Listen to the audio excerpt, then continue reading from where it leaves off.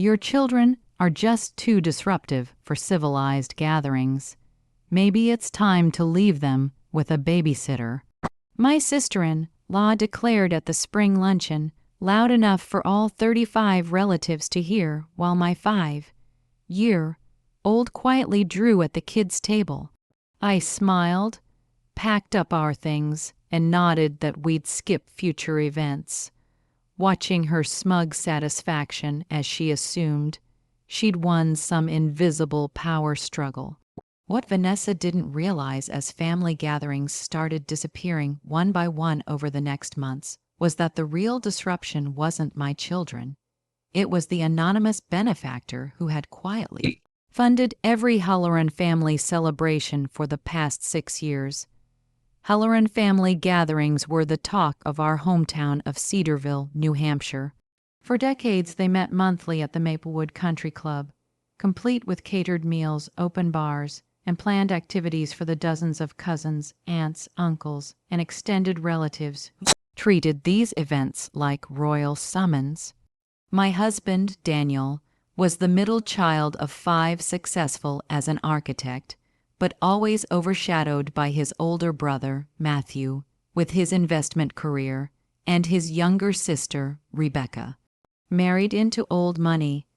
Then there was Vanessa, Matthew's wife, who had appointed herself the social gatekeeper of the Halloran clan. She had joined the family 12 years ago and immediately started reshaping it in her image. Sophisticated, exclusive, and utterly intolerant of anything that disrupted her idea of perfection. My children, Emma, 5, and Noah, 7, were normal kids.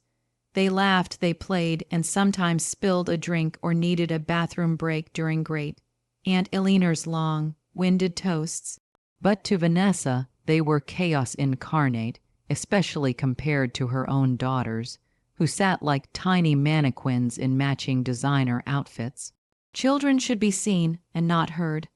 She'd tell me at every gathering, studying my kids with the expression of someone detecting an unpleasant odor. I had tried everything, bringing quiet activities, timing meals around naps, even hiring a babysitter to shadow us at events. Nothing satisfied Vanessa.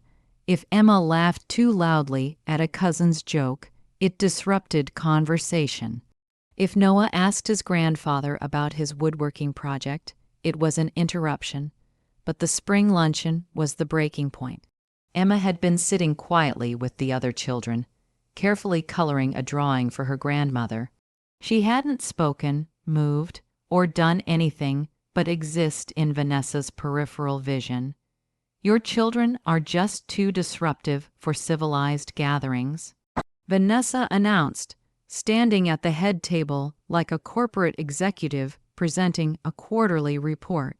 Maybe it's time to leave them with a babysitter for everyone's comfort. The room fell silent. 35 pairs of eyes shifted between Vanessa and me. Daniel started to stand, his face reddening, but I gently touched his arm. You know what, Vanessa? You're absolutely right. I smoothed my dress and continued.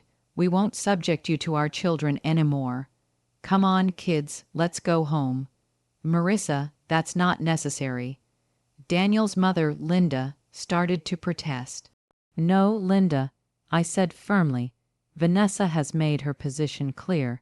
Since she's clearly the arbiter of who belongs at family gatherings, we'll respect her wishes. I helped Emma gather her crayons, my hands steady despite my anger. We would skip any more family events. Vanessa's victorious smile said it all. I gathered my children, both confused but obedient, and walked out with Daniel. The last thing I heard was Vanessa whispering to someone, "Finally, we can have proper adult conversations again." In the car, Daniel finally exploded. We're not really skipping family events. My mother would never allow it. I whispered. Daniel's mother had stayed silent while Vanessa humiliated us in front of everyone. But the kids loved seeing their cousins, and my grandmother would now have to visit us separately. I couldn't bear to subject my children to being treated like unwelcome guests at their own family gatherings. What I didn't tell Daniel was that this suited me perfectly.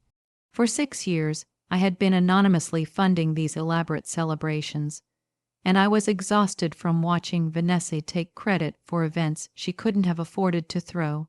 It had started innocently enough. When Daniel and I were newly married, his family's gatherings were simple backyard potlucks, chaotic, warm, and genuinely connected. Then the recession hit. Matthew's investment firm suffered major losses, and their father's business struggled.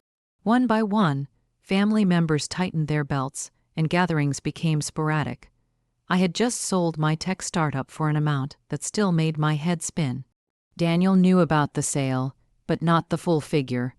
I had downplayed it as comfortable, rather than truly substantial.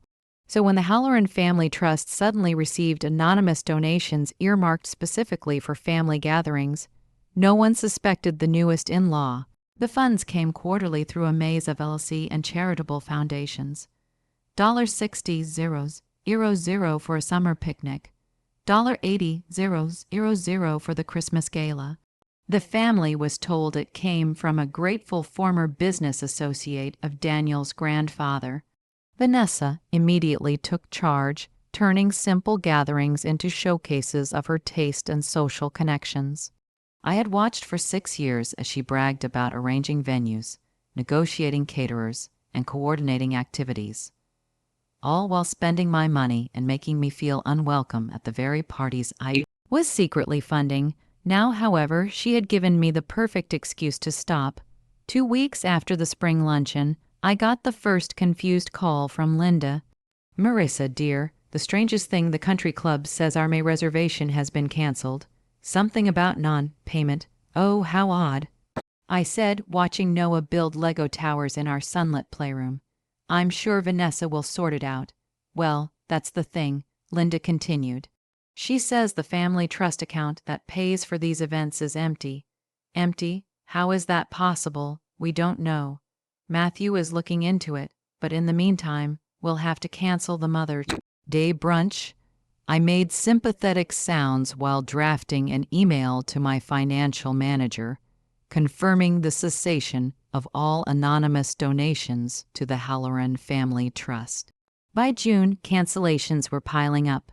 The Memorial Day picnic, Father's Day golf outing, 4th of July celebration, all scrapped. Vanessa tried to maintain control by suggesting smaller, more intimate gatherings at various homes, but without caterers and hired staff, her enthusiasm quickly faded. "It's so strange," Daniel said one evening, scrolling through the family chat. "Mom says they can't figure out what happened to the trust money. It's just gone. Maybe whoever was donating decided to stop." I suggested stirring pasta sauce from tomatoes our children had helped grow in the garden. A kind of simple, chaotic family activity Vanessa would have despised. But why now? After all these years, who knows?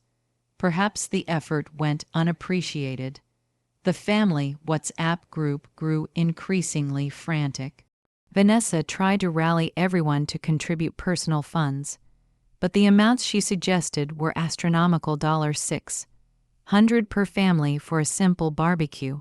Cousin Jessica texted, "We used to do this in backyards for $50. If we want to maintain standards," Vanessa insisted.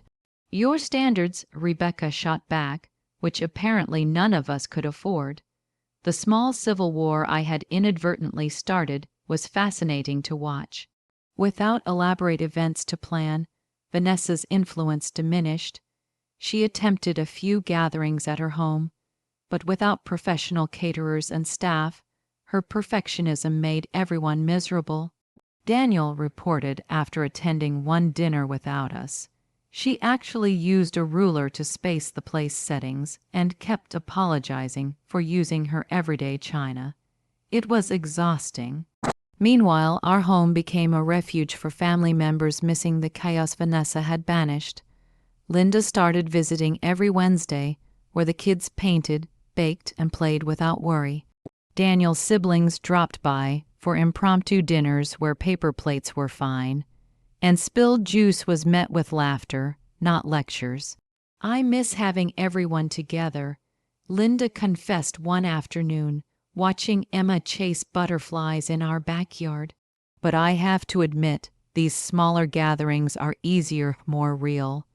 Family doesn't need country clubs and caterers, I said. It just needs connection. Vanessa, of course, didn't see it that way. She was convinced someone was sabotaging her. Sabotaging her? How? She believed someone had deliberately stopped the donations to make her look bad. Matthew even hired a forensic accountant to trace the funds. My stomach tightened, but I kept my voice steady. Any luck? I asked. None. Whoever set it up knew exactly what they were doing. The trail goes through so many foundations and trusts. It's impossible to follow. That evening, I told Daniel everything. You've been funding my family's parties for 6 years. He asked, staring at me across the kitchen table. The country club, the caterers, everything. I wanted your family to stay connected. After the recession, everyone was struggling and gatherings were becoming rare. I could help, so I did anonymously. Would your brother have accepted charity from his younger brother's wife? Would Vanessa have let me contribute to her events? Daniel was quiet for a long moment. And you stopped because of what she said about the kids. I stopped because I realized I was funding my own family's exclusion. Every check I wrote paid for another event where Vanessa could tell me my children were unwelcome. We should tell them, no. I said firmly, the money's gone. Let them figure out what family means without it. But secrets have a way of surfacing, especially in families that share a group chat. It was Matthew who finally connected the dots. Sharp as always, he arrived at our door one Tuesday, looking like he'd aged 5 years and 5 months. It was you, he said bluntly. The donations, the trust, all of it. Daniel stepped aside to let his brother in while I kept loading the dishwasher, waiting. The forensic accountant found a pattern in the donations. They always came right after Marissa's company hit certain milestones. The amounts matched percentages of publicly reported revenues. Matthew sat heavily at our kitchen counter. How much did you really sell for? He asked. Enough. I said simply. Enough to fund 6 years of family gatherings without Daniel ever knowing. He knew I did well. He didn't need to know how much. Matthew rubbed his face. Do you know what this means? Vanessa has been taking credit for events you paid for. He paused, the full weight of it hitting him. She banned your kids from gatherings you were funding. That's ironic, mortifying. My wife has been horrible to you while spending your money. She didn't know it was mine, I said. That doesn't make it better. He looked genuinely distressed. Marissa, I'm so sorry for all of it. The way she treated you, the kids, everything. I don't want apologies, Matthew. I want change. What kind of change? He asked quietly. I dried my hands slowly, choosing my words. The family survived before the money, and it will survive after. But only if everyone remembers what actually matters, not the country club, the perfect place settings, or the proper behavior, but the connections, the chaos, the kids who might be loud but learning what family means by watching us. Vanessa won't see it that way, he murmured.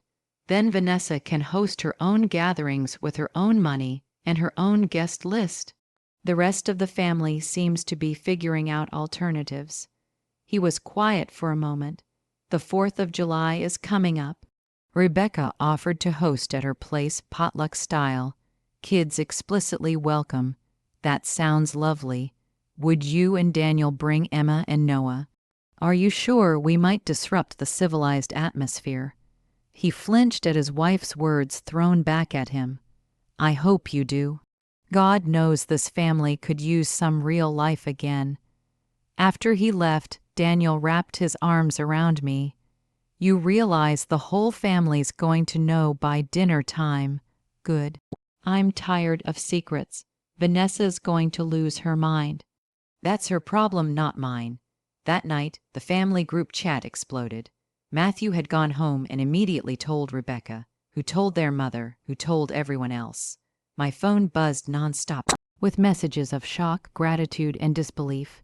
Marissa is the anonymous donor, cousin Jessica texted. Vanessa banned her from events she paid for. Linda called, crying, "Darling, I'm so ashamed. We let Vanessa treat you terribly while you were giving so generously." "I didn't do it for recognition, Linda. I did it for family," I said, which makes our behavior even worse. We forgot what that meant.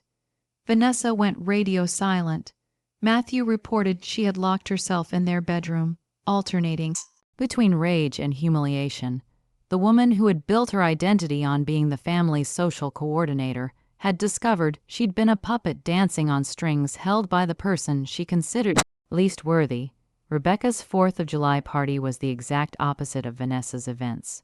Mismatched chairs on the lawn, burgers burned on one side, kids running through sprinklers fully clothed.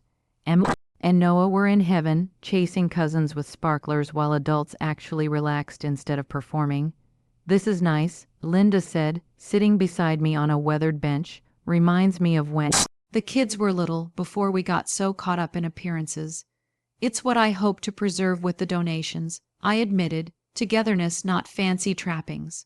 But somewhere along the way, it became about the show, not the substance. "Vanessa's influence," Linda said quietly. "We let her convince us that family meant perfection instead of connection." Vanessa arrived late, alone, moving through the party like a ghost. She winced every time a child shrieked with joy or someone ate potato salad with their fingers. Finally, as the sun set and kids sprawled on blankets waiting for fireworks, she approached me. "I suppose you're very pleased with yourself," she said stiffly. "I'm pleased my children are playing with their cousins. Beyond that, I haven't thought much about it. You humiliated me. You humiliated yourself. I just stopped enabling it." I said. She flinched. "I didn't know. Would it have mattered? If you'd known the money was mine, would you have treated my children differently? Or just been more careful hiding your disdain?" She struggled, probably for the first time in her life, to find the right words. I thought I was maintaining standards. Whose standards? Because they weren't this family's. Look around, Vanessa. Look at your nieces and nephews laughing together. Look at Linda helping Rebecca serve dessert from mismatched plates.